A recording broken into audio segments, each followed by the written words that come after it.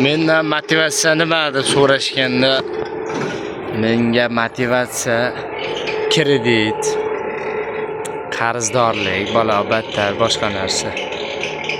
Ana shular menga motivatsiya. Ishdan to'xtab qolmasligimga sababchi narsalar shu. YouTube'da kallani ishlatsa, pul ishlasa bo'lar ekan. Shu bizni kallamiz qachon ishlaydi ekan, onasini emsin. Hech kalla ishlamayapti.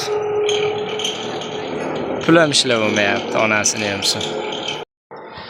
Sizlarda ham bo'lyaptimi? Ertalab vaqtli turib ishga kelasan, kech payt. Mana shu qorong'igacha ishlaysan.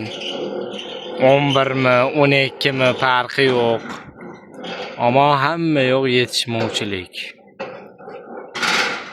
Pul yetmasligi hamma yo'q. Uni qilsang, bunisi, buni qilsang, unisi umuman yetkazib bo'lmayapti.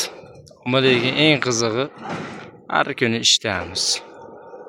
Ishda bo'lmasak nima bo'lar ekan?